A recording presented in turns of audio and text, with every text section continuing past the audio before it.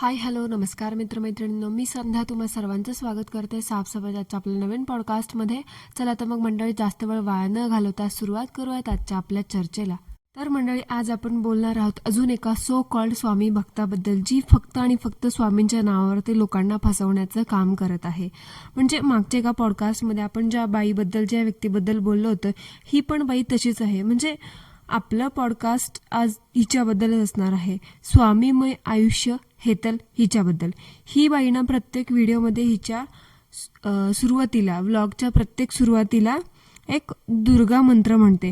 म्हणजे प्रत्येक vlog, video, कपडे विकण्याचा व्हिडिओ असू देत, शॉर्ट व्हिडिओ असू देत किंवा लाईव्ह असू देत, किंवा हिला सो कॉल्ड ही म्हणते मला खूप ऑर्डर्स येतात, मी काही जी विकत बसते त्या गोष्टीचं, प्रत्येक गोष्टी असो, काहीही असो, ही फक्त एक दुर्गा मंत्र म्हणते आणि नंतर म्हणायचं श्री स्वामी समर्थ असं म्हणायचं आणि व्हिडिओची सुरुवात करायची. सर्व मंगल्य मांगल्य असं म्हणायचं, दुर्गा मातेचं मंत्र म्हणायचं आणि पुढे श्री स्वामी समर्थ लावायचं, हात जोडायचे आणि लोकांना गंडवायचं. म्हणजे मला काय म्हणायचंय, मंत्र म्हणायचा दुर्गा मातेचा आणि सामान विक्री करायचं स्वामींच्या नावाने. म्हणजे लोकांना फसवायचं काम हे कसं करायचं ना, ते पण देवाचं नाव घेऊन गोड गोड बोलून कसं गुंडाळायचं, हे ह्या बाईला ना अगदी तंतोतंत एकदम एक्सपर्टपणे जमतं. म्हणजे हिच्या एक्सपर्टीज आहे ना, बहुतेक हे लोकांना गुंडाळायचं कसं नाही ह्याच्यामध्येच असाव्या. म्हणजे लोक कशा कशात PhD करतात आणि ह्या बायका लोकांना चुना कसा लावायचा ना ह्याच्यामध्ये PhD करतायत. बघा मंडळी, जग किती पुढे गेले. आजकाल लोकांना शिक्षणाची किंवा कुठलं विद्या घ्यायची किंवा कुठली डिग्री घ्यायची काहीही गरज लागलेली नाहीये. फक्त तुम्हाला एक मोबाईल घ्यायचा आहे आणि 100-200 रुपयाचं रिचार्ज करायचं आहे आणि यूट्यूबवरती येऊन देवाचं नाव घ्यायचं, हात जोडून भिका मागायच्या, झालं, तुमचं आयुष्य ना सेट होऊन जातं. शिक्षण घेण्यामध्ये कशाला फालतू पैसे पण वाया घालवताय आणि वेळ पण वाया घालवताय असं ह्या महिलांना अगदी प्रूफ करतायत. म्हणजे तेच झालंय. तुम्ही आजवर बघितलं असेल, आपल्या जे पण काही धुनी भांडे संघटनावाल्या पण महिला आहेत आणि ह्या जे स्वतःला सो कॉल्ड स्वामी भक्त समजून घेणाऱ्या, म्हणवून घेणाऱ्या बायका आहेत, ह्या सगळ्यांचं शिक्षण, क्वालिफिकेशन तुम्हाला तर माहितीच आहे काय आहे आणि किती आहे. आणि असो किंवा नसो तरी सुद्धा ह्यांनी घरातली धुनी भांडी दाखवणं आणि लोकांना असं चुना लावणं ह्याला प्रेफरन्स दिलेला आहे. याच्यावरतूनच तुम्ही समजू शकता की आजकाल काय चाललंय जगामध्ये. तर हिला बघणाऱ्या लोकांना ना हिचं खरं रूप कळायला फक्त हिचा तो व्हिडिओचा एंट्रोच पुरेसा असतो. पण आपल्याला तर माहितीच आहे, अशा ढोंगी हेतलसारख्या महिलांना आणि ती कुनेत्रासारख्या महिलांना बघणाऱ्या अंधभक्तांची बौद्धिक पातळी काय असते.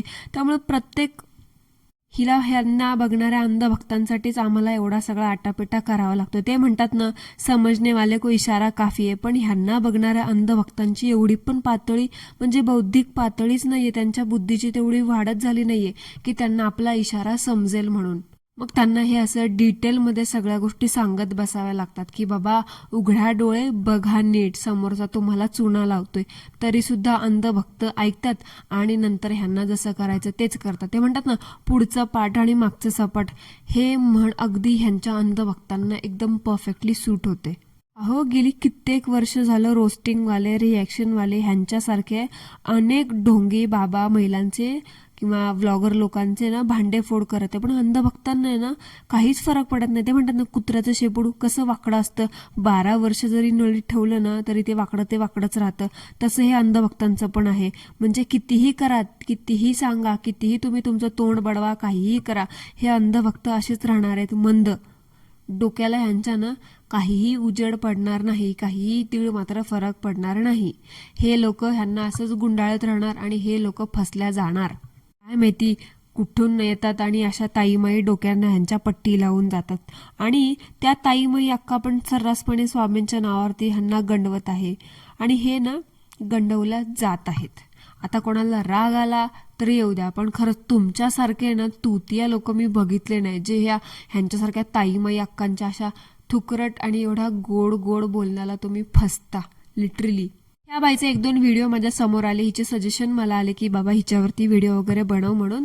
मग मी हिचं चॅनल पडताळून पाहिलं. त्यावरून मला असं जाणवलं ना, हिला फक्त देवाचं साहित्यच विकायचं नाही, ते हिला सोनं चांदी हिरे मोते कपडे सगळ्या सगळ्या सगळ्या वस्तू विकायच्यात, म्हणजे जगात आहे नाही तेवढं सगळे जिन्नस ह्या बाईला विकायचेत. अहो, जी बाई स्वामीच्या नावावरती स्वामींचीच विक्री करायला बसली आहे, ती सोने चांदी विकायला कसली काय मागे बघेल, बरोबर ना. हिच्या चॅनलवरती मी ना रिसेंटली, म्हणजेच थोड्या वेळापूर्वीच, आता मी जेव्हा रिसर्च करत होते, काही पॉईंट्स काढत होते, तेव्हा थोड्या वेळापूर्वी पाहिलं की हिने ना चांदीचे मोदक, दुर्वा आणि जास्वंदाची फुलं विकायला आणलेत. आता तुम्ही म्हणाल मग ह्यात काय विशेष.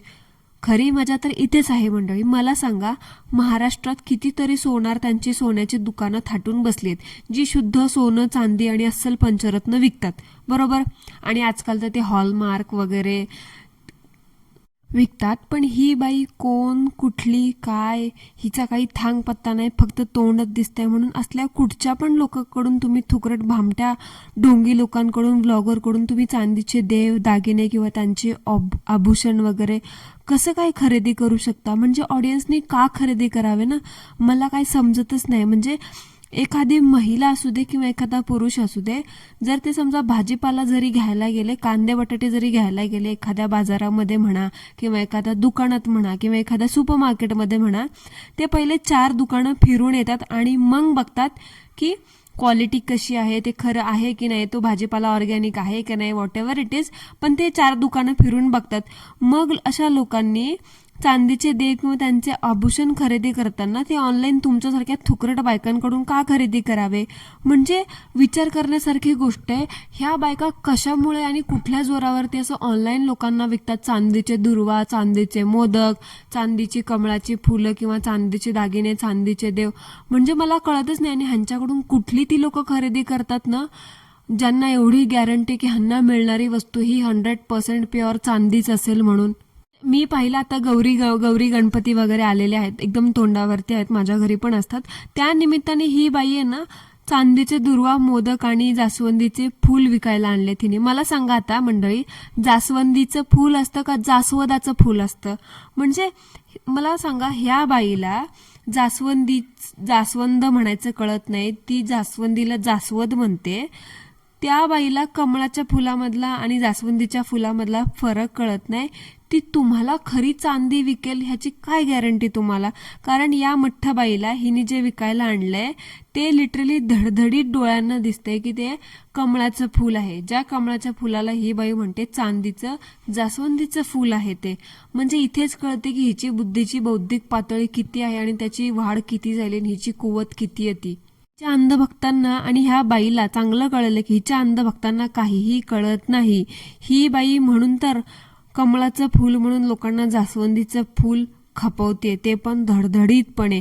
आणि अंधभक्त ते खरेदी करतायत. म्हणजे असली लोक कुठून येतात ना मला कळतच नाही. जी चांदी ऑनलाईन खरेदी करतात, उद्या डायमंड्स पण खरेदी करतील ऑनलाईन. अशा लोकांचा काय भरोसा देता येणार नाही बाबा.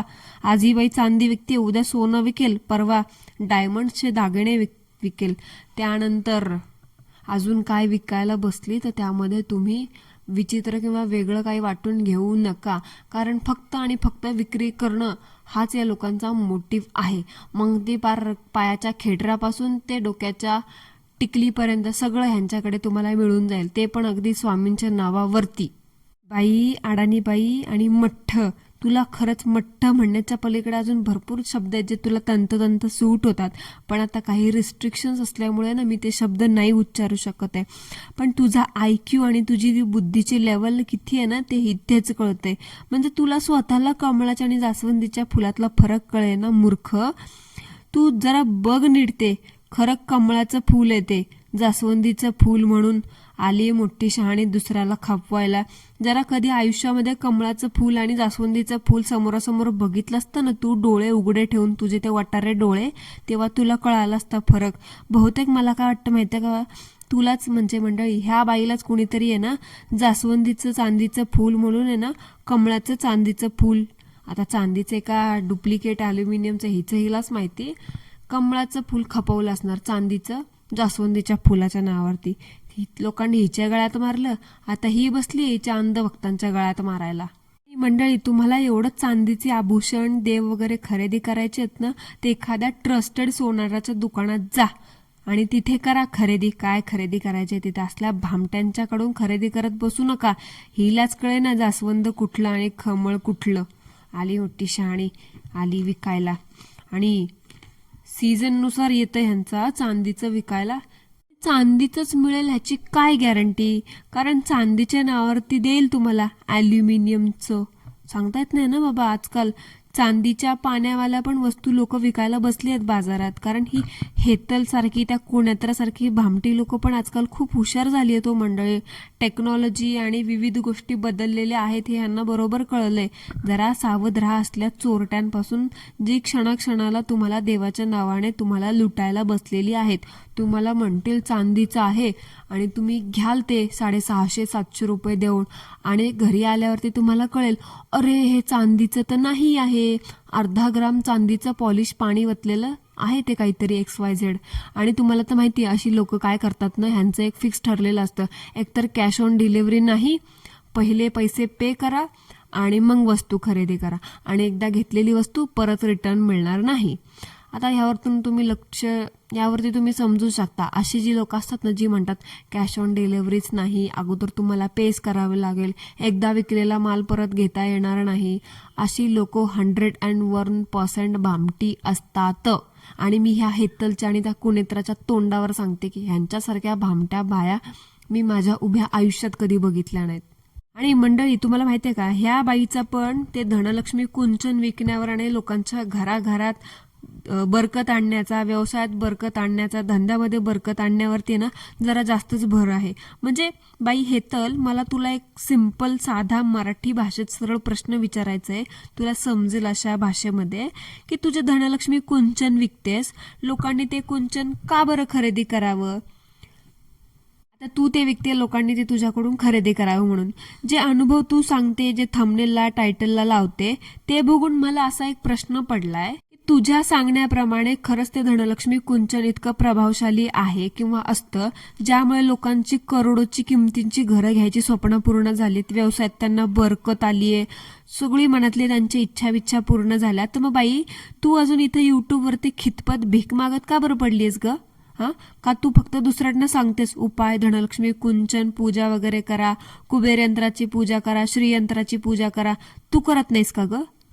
मंडळी, घ्या हीच आहे या ढोंगीबाईची रियालिटी, जी प्रत्येक प्रकारे लोकांना हात जोडून मंत्रतंत्र म्हणून सांगत असते कॅमेऱ्यासमोर, हे घ्या ते घ्या. ही जेव्हा कॅमेऱ्यासमोर बसून ते मंत्र म्हणते ना, तेव्हा हिच्या चेहऱ्यावरील हावभाव तुम्ही कधी नोटीस करा. तेच हावभाव हिचं सांगतात खरं रूप. ती जेव्हा मंत्र म्हणते ना, तेव्हा हिला स्वतःला हसायला येत असतं की बाई मी काय म्हणते, हे लाजीरवाणी गोष्ट आहे असं हिच्या थोबडावरती दिसतं. पण ते म्हणतात ना, पैसा कमवण्यासाठी एकदा भीक मागायची सवय लागली ना, माणूस कुठल्याही थराला जातो. तसंच काहीसं ह्या बाईचं झालंय. म्हणजे माहिती आपल्याला आपण भीक मागायचे धंदे करतोय, तरी पण थांबायचं नाही. आय नो, मी आज जरा खूप कठीण आणि कठोर आणि हार्ड भाषा वापरते, पण अशा लोकांना, हिच्यासारख्या लोकांना ना हीच भाषा कळते. ही लोक ना ह्याच लायकीची आहेत. खरंच हे धनलक्ष्मी यंत्र, धनलक्ष्मी कुंचन, कुबेर यंत्र, श्रीयंत्र यांची पूजा करून करोडोंची स्वप्न पूर्ण झाली असती ना मंडळी, तर ही बाई तुम्हाला ना असं धूप, दिवे, अगरबत्ती विकत लोकांना चुना लावायची कामं करत वायटीवरती पडीक बसलेली ना दिसली नसती. गेली असती कुठंतरी बंगला बांधून. दुसऱ्यांना सांगते धनलक्ष्मी कुंचन घ्या, तुमची करोडोंची स्वप्न पूर्ण होतील. का ग बाई, तू नाही केली का पूजा? असं असतं ना मंडळी. खरंच धनलक्ष्मी कुंचनाने लोकांचं बरकत झाली असती तर मायाला सगळी दुनिया तेच करत बसली असती. कामं धंदे कोणीही केले नसते. जरा डोक्याचा वापर करा. जरा डोकं ते ना वापर करण्यासाठी पण दिलंय, फक्त लोकांच्या बोलण्याला बुरळ पडण्यासाठी नाही दिलंय. कसले अंध भक्त आहेत, मायाला खरंच काय माहिती कुठून कुठून येतात आणि असल्या बायकांच्या नादीला फसतात. असं झालं असतं तर प्रत्येक जण बसला असतं त्या यंत्राची पूजा करत आणि झाले असते मिलियनर. काय ग बाई हेतल, बरोबर ना बाई? असं काहीही नसतं. शरीराला कष्ट नको, त्रास नको, मेहनत नको म्हणून असं भिकाऱ्यागत ते हात जोडून तुम्ही देवाच्या नावाने भिका मागणं आणि लोकांना गंडवणं पसंत केले. जरा ते बंद करा आणि शरीराला थोडं कष्ट द्या, मेहनत करा. धनलक्ष्मी कुंचन काय, लक्ष्मी तुमच्या घरात येऊन नांदेल, पण नाही, आम्हाला कष्टच नकोय. आम्हाला फुकटमध्ये आरामात गादीवर बसून ऑन कॅमेरा पैसे कमवायचे, कारण ते सगळ्यात जास्त सोपं आहे ना. मला एक प्रश्न पडलाय, तुला लाज नाही वाटत का ग हे सगळं असं करताना? म्हणजे तुझ्यासारखं ती बाकीच्या पण महिला आहेत, म्हणजे असं फसवेगिरी करताना तुम्हाला जरा सुद्धा शरम वगैरे नाही वाटत का? म्हणजे बिंदासपणे तुम्ही देवाचं नाव घेता आणि हात जोडून भिका मागता. म्हणजे खरंच दाद द्यायला पाहिजे तुमच्या ह्या डेअरिंगची आणि ह्या टॅलेंटची. म्हणजे आजकाल ते सिग्नल, म्हणजे मी ते भिकाऱ्यांची हे नाही करते, अवहेलना नाही करते, पण ह्या लोकांमुळे ना ते खरं भिकारी लोक ना बदनाम होत आहेत. म्हणजे बघा ना, पहिले लोक शिक्षण, काही लोकांची खूप मजबुरी असते. आता जे सिग्नलवरती जे भीक मागतात त्यांची स्टोरी खूप वेगळी आहे. तुम्हाला त्याच्याबद्दल सगळं माहिती असेल. मी जर त्याच्यावरती बोलत बसले ना, आपलं 2 दिवस तरी ते संपणार नाही. म्हणजे त्या लोकांची एक मजबुरी असते, म्हणून त्यांना ते काम करावं लागतं. ह्या बायकांची काय मजबुरी आहे ना मला कळतच नाही. हात जोडायचे आणि देवाच्या नावाने भिका मागायच्या. एज्युकेटेड भिकारी म्हणतात ना, ते ह्याला म्हणतात. घरातले म्हणतात आम्ही खूप सुशिक्षित घरातले आहोत, पण सुशिक्षित घरातले ह्याचं देवाचं नाव घेऊन ऑन कॅमेरा यूट्यूबवरती येऊन भीक मागणं पसंत करतात. वा रे भिकारी वा. कष्ट करा आणि पैसे कमवा, विका. तुम्हाला कुठलं सामान विकायचं ते विका, मी नाही म्हणत नाही, पण चुकीचे सल्ले, चुकीचं मार्गदर्शन करू नका. स्वतःच्या 4 थुकरट गंधगोळ्या अष्टगंध अत्तर विकण्यासाठी तुम्ही चक्क देवाच्या नावावरती धंदा करताय. हे असले उद्योग करत बसले, देवाच्या नावाचा वापर करताय. जरा शरम बाळगा, शरम. काय ग बाई, लोकांना पापापुण्याच्या कर्माच्या गोष्टी शिकवता, सांगता, हे येत नाही का तुमच्या पापापुण्याच्या लिस्टमध्ये? हां, जरा स्वतःची कर्म बघा ढुंकून. निघाले दुसऱ्यांना कर्माच्या गोष्टी शिकायला. अजून पण वेळ गेली नाही बाई, सुधर. ज्यांचं नाव घेऊन हात जोडून हे बाजार मांडलास ना, तो देवच तुझा बाजार उठवायला कमी नाही करणार, आणि ते लवकरच होणार आहे. लक्षात ठेव. लक्षात तर राहणार ना तुझ्या, माहितीये मला. येशील उद्या बिनला जगत तोंड घेऊन परत हात जोडत भिका मागायला. गाठ बांधून ठेव पदराशी. आणि मंडळी, ह्या बाईने ना अजून एक नवीनच प्रकार काढला विकायला. तो म्हणजे स्वामी महाराजांचं फेवरेट अष्टगंध. बाई, तुला कसं काय माहिती का स्वामी महाराजांचं फेवरेट अत्तर आहे, एक अष्टगंध आहे? म्हणजे एका व्हिडिओमध्ये बोलते स्वामी महाराजांना हिना अत्तर आवडतं, म्हणजे अत्तरांची पण नावं आहेत, मला हे आजच कळलं. आणि दुसऱ्या व्हिडिओमध्ये बोलते स्वामी महाराजांना अष्टगंध आवडतो. बाई, आधी काय ते ठरव आणि मग बस तुझा धंदा करायला. म्हणजे नीट सखोल अभ्यास केल्याशिवाय कशाला येतेच ग तोंड घेऊन बोलबच्चन द्यायला, भामटी कुठली. एक तर सखोल अभ्यास करायचा नाही, काय नाही, यायचं ग वाईटी हाय फुकटचा 200 रुपयाचं ते आंबत, काय त्याचं नाव, अंबानी बसलाय रिचार्ज देऊन, म्हणून येतात सगळे तुझ्यासारखे नटवे नटमोगरे विकायला काही पण. जरा डोक्याचा वापर करून बोलायला शिका. तुझ्यासारख्या बायकांमुळे ना खरी भक्ती करणाऱ्या महिलांच्या नावाला बट्टा लागतोय खरंच. पण तुम्ही पैशांच्या भुकेल्या, तुम्हाला हे गोष्ट कधीच कळणार नाही. आणि जेव्हा कळेल ना, तेव्हा तुम्ही त्या स्वामींच्या दारात असाल तुमच्या पापाची आहे ना टिकमार करत. तेव्हा तुम्हाला माझे हे शब्द ना नक्की आठवतील, आणि आठवायलाच पाहिजे. मग बघू कसं असतं ते कर्मा तुमचं आणि माझं पण. ही बाई एवढी नीच ना मंडळी, खरंच. म्हणजे खरंच मला हिच्यासाठी दुसरे शब्द सुचत नाहीयेत. म्हणजे मी हिचे काही शॉर्ट्स व्हिडिओ पाहिले युट्यूबला. ती ना स्वामींची एक मूर्ती घेते, त्या स्वामींच्या मूर्तीला कपडे घालते, एक शेला टाकते अंगावरती, एक टोपी घालते, आणि स्वतःसोबत कारमध्ये मागच्या सीटवरती किंवा कधी पुढच्या सीटवरती त्या स्वामींच्या मूर्तीला बसवते आणि फिरायला घेऊन जाते. आणि रस्त्यामध्ये आपण कुठल्या प्रवासाला निघालो की कसं टी ब्रेकसाठी, सुसू ब्रेकसाठी, नाश्ता ब्रेकसाठी बघा थांबतो, तसं ही बाई पण थांबते. आता ब्रेकला थांबल्यावरती ही बाई आहे ना मोबाईलचा कॅमेरा ऑन करते आणि स्वामींच्या मूर्तीपाशी जाऊन स्वामींच्या मूर्तीला बोलते की स्वामी चला चहा प्यायला, चला नाश्ता करायला. तर बाई मग उद्या सांग, तू उद्या सुसू करायला थांबली, तू उद्या त्या स्वामींच्या मूर्तीला पण असंच बोलशील का ग? हां, तुझा हा थिल्लरपणा, तुझा हा तुतियापणा बघून आहे ना मला तर खरंच 100% गॅरंटी वाटते ना, उद्या तू हे सुद्धा बोलायला कमी करणार नाही. शी शी शी, खरंच लाज वाटू दे रे बाबा, लाज वाटू दे. कर्मा खरंच खूप वाईट आहे. जरा ते लक्षात ठेवा. आपण कुठलीही गोष्ट कुणाला बोलतोय, कुठे बोलतोय, भलेही ती मूर्ती मातीची असू दे, लाकडाची असू दे, कशी पण असू दे, पण प्रत्येक मूर्तीची आपण प्राणप्रतिष्ठा करतो का? तर त्यामध्ये साक्षात देव यावा, त्या मूर्तीमध्ये त्या देवाने प्राण ओतावा म्हणून. आपण त्या मूर्तीसमोर त्या मूर्तीशी जसं वागतो तसं ते सगळं त्या देवासोबत आपण वागतोय असं होतं. मग तुला जरा सुद्धा वाटत नाही का ग, लोक आपलं देवघर खरं लिटरली घरात कोणी नवीन व्यक्ती आले ना, ते कधी कधी काही काही लोक पडदे लावून घेतात आणि तू चक्क त्यांना ट्रॅव्हल घेऊन फिरतेस म्हणजे कठीण आहे बाबा, कठीण विचार करण्यासारखी गोष्ट आहे. आणि खरंच मला सांग, तुझ्या देवाला म्हटलीस त्या नाश्ता करायला या आणि तो देव तुला खरंच मला सांग नाश्ता करायला आला तर तुला पळायचं तरी सुधारणार आहे का ग? हां, म्हणजे तुला माहिती आता इथं वेगळी स्टोरी मी सांगायची गरज नाही. गणपती बाप्पा जेव्हा कुबेर महाराजांच्या घरी गेले होते तेव्हा तिथे काय झालं होतं हे माहिती असेल ना? का ह्याचा अभ्यास पण तू केला नाहीस? नाही, तू ज्या प्रकारे उद्योग करतेस ना त्यावरतून तो वाटत नाही की तू केला असशील म्हणून. केला असताना तू असं म्हटली नसती की स्वामी महाराज चला नाश्ता करायला, नाश्ता करूयात. खरंच ते आले ना, तू स्वतःला विकलंस ना तरी कमी पडल ते. त्याच्यामुळं ना आपल्या लायकीत आणि आपल्या हद्दीत राहून कुठलीही गोष्ट करायची. मूर्ख बाई, आपण काय वागतोय, काय बोलतोय आणि काय पोस्ट करतोय ना ह्याचा पण जरा विचार ठेवावा. असल्या थुकरट लोकांपासून 4 हात नाही तर 400 हात लांबच राहा. पापाचा घडा भरल्यावरच आहे ना माणूस हिच्यासारखा ना बावचळायला लागतो. कोणालाही बोलतोय या बाबा आणि बसा जेवण करा, म्हणजे हद्द असते, हद्द मूर्खपणाची पण एक, आणि हिने त्या सगळ्या क्रॉस केल्यात. सो मंडळी, that's it for today. I hope तुम्हाला आजचं आपलं पॉडकास्ट आवडला असेल तर आवडला असेल तर कॉमेंटमध्ये मला नक्की सांगा. तुमच्या सगळ्यांच्या सजेशननुसार तुम्ही मला सगळ्यांनी हा टॉपिक सुचवला म्हणूनच मी याच्यावरती आज बोलले. आवडला असेल तर कॉमेंटमध्ये मला नक्की सांगा, नसेल आवडला तरी सुद्धा सांगा. भेटूया लवकरच एका नवीन चर्चेसोबत, एका नवीन नमुन्यासोबत. तोपर्यंत सर्वांनी ॲज ऑलवेज काय करायचं ते करा. Thank you so much. धन्यवाद.